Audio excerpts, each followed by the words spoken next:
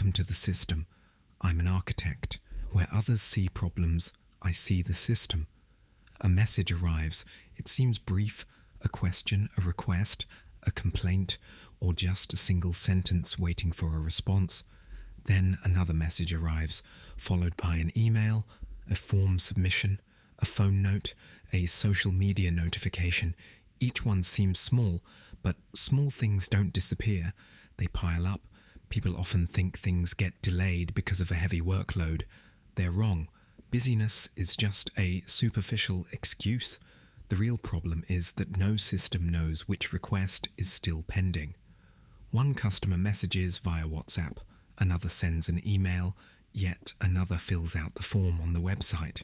One employee sees the message but puts off replying until later. Another assumes the request has already been resolved. The day ends, the message is still there, but it's no longer on anyone's mind. That's how the invisible queue forms. The queue isn't always visible on the screen. Sometimes it's hidden in the inbox. Sometimes it's inside a read message. Sometimes it's in a notebook. Sometimes it's only in a person's memory.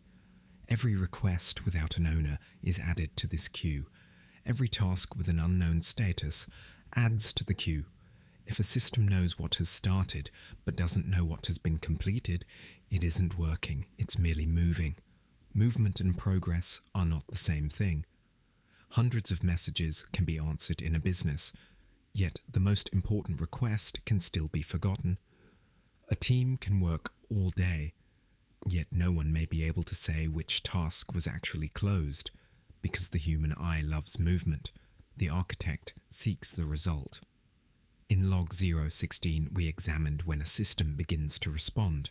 An event occurred, a condition was evaluated, an action was prepared, but not every event can be resolved instantly.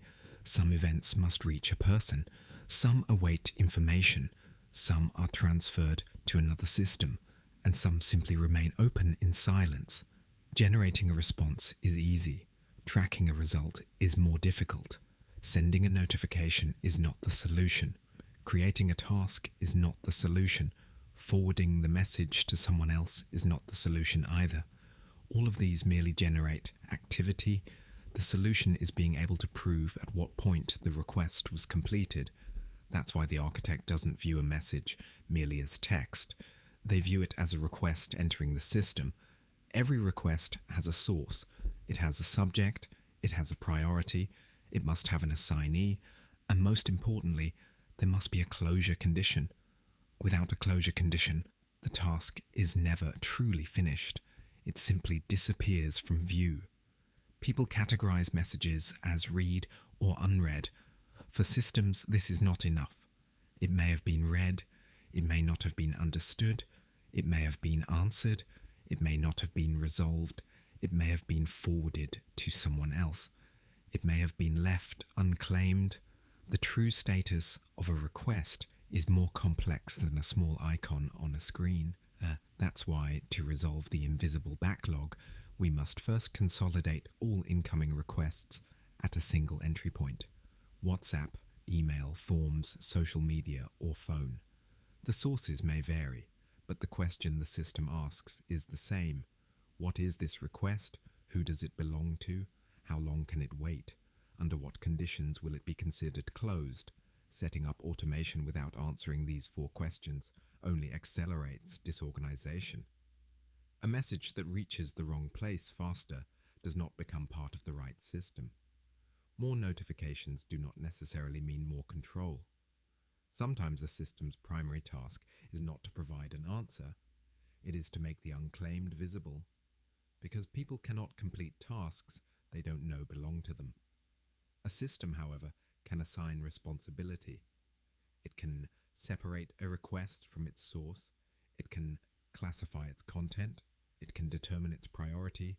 It can route it to the right person. It can track the wait time. And it doesn't close it before a result is produced. This is where the queue ceases to be a burden. It turns into a manageable flow. But first, there's a reality you must accept.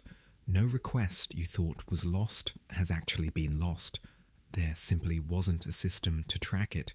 Just because a request enters the system doesn't mean it's organized, it just makes it visible. True organization begins when it's clear who is handling the request and what outcome it's moving toward. Because an unclaimed task doesn't just get delayed, it changes form.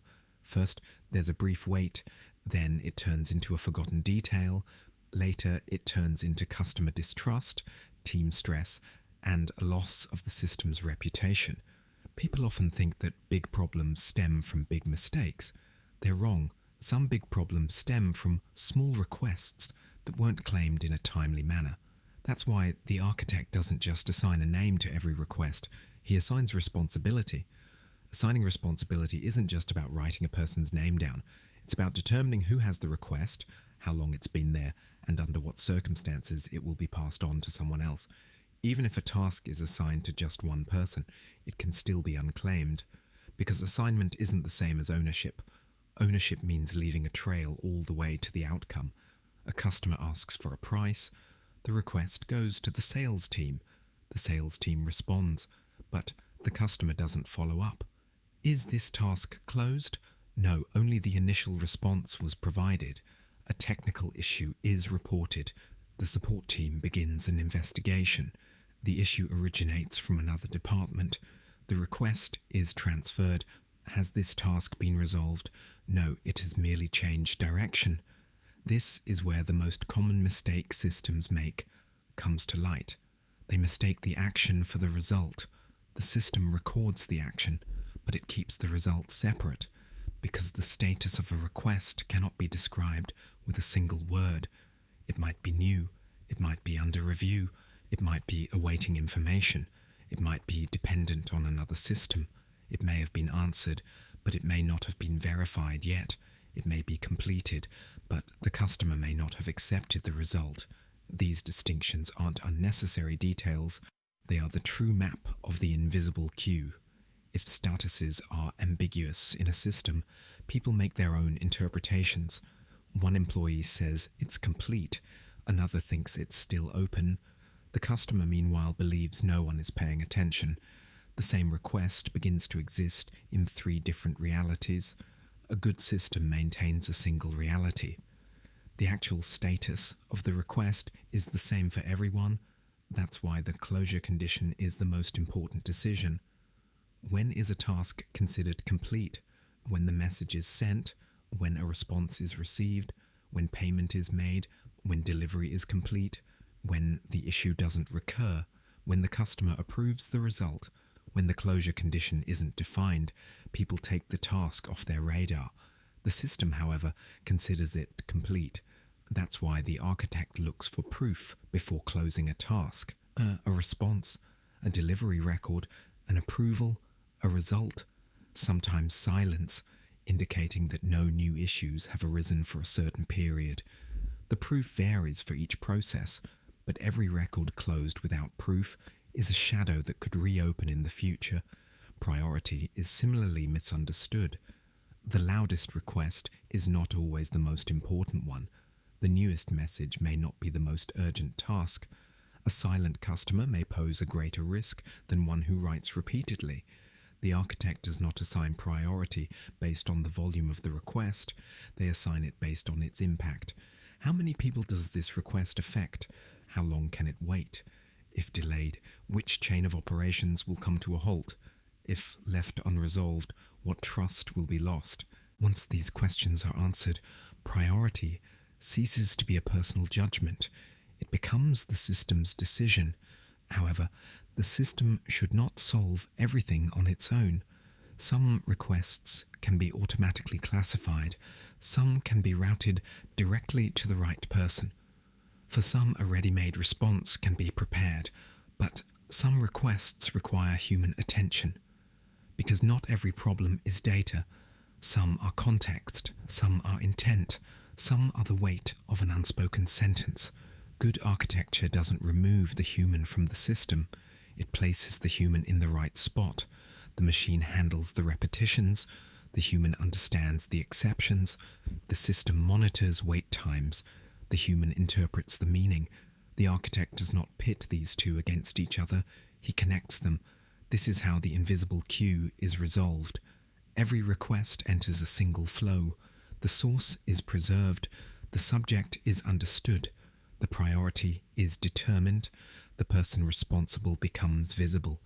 Wait times are measured, and the record isn't closed until the result is finalized. That way, tasks don't get lost. People don't blame each other. Customers don't have to repeat the same question over and over. The system takes memory back from people. Because if an organization's memory is stored in people's minds, that organization becomes a little more forgetful with every bout of fatigue. An architect's job is not to make more people work faster. It is to eliminate forgetting from the system. People mistake forgetting for a personal flaw, yet sometimes forgetting is simply a matter of memory being stored in the wrong place. If a request exists only in a single person's mind, it does not yet belong to the system. When that person grows tired, it weakens. When their attention wanders, it becomes invisible.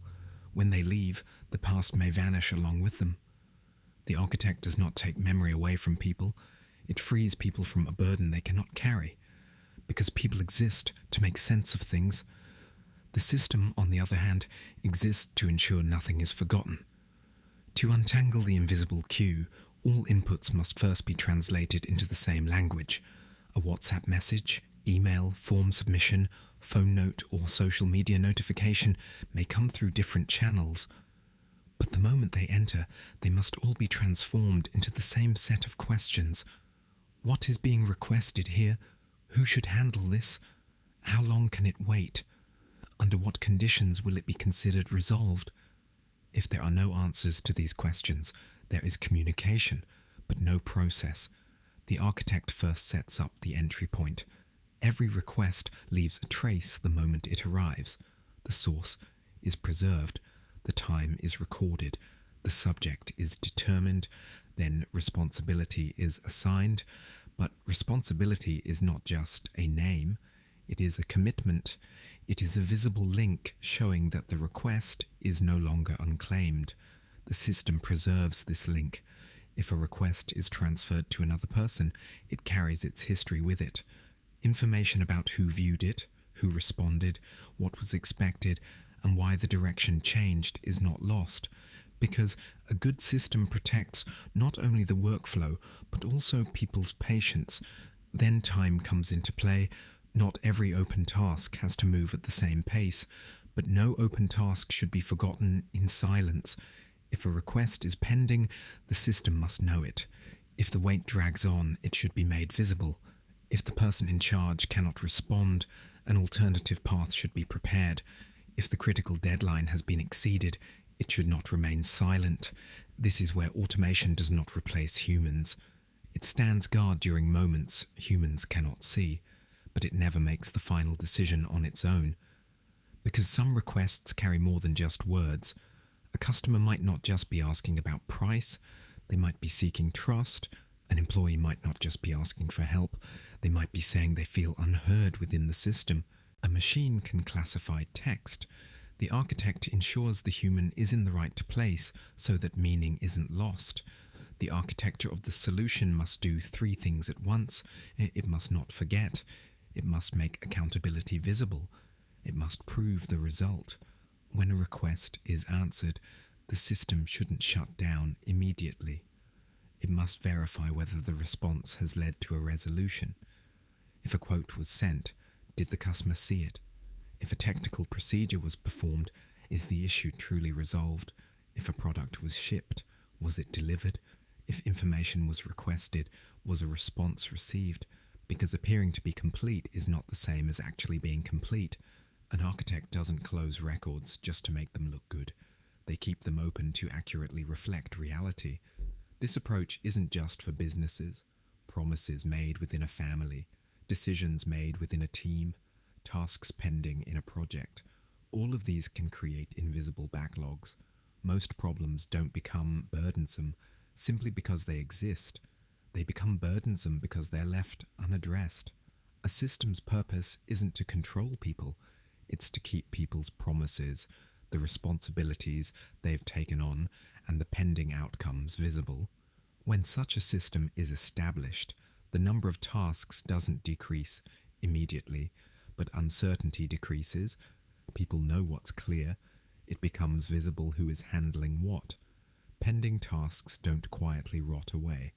When a result is achieved, the record is closed, and for the first time, action and progress begin to point in the same direction.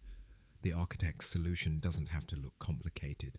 Sometimes just a single shared entry point, a single language for describing the state, clear accountability, a measured waiting time, a verified result. These are enough because good architecture doesn't start by adding more layers. It begins by eliminating unnecessary ambiguity. You don't have to organize hundreds of messages today. First, choose just one gateway. Make all open requests visible there. Assign an owner to each one. Define when it will close. Then watch how much silent load the system carries. That's when you'll realize it wasn't just the number of tasks that was wearing you down. It was not knowing what was finished and what was still waiting for you. In this recording, I didn't just show you a queue. I also shared the mindset that transforms it into a flow. You can see more closely on SHORT.LOG. How the architect views systems, breaks down problems, and turns invisible structures into solutions. I am the architect. We'll meet again in the next recording. When that day comes, you'll understand why these recordings exist. System status: active protocol 0017 complete. Next protocol 0018 status active.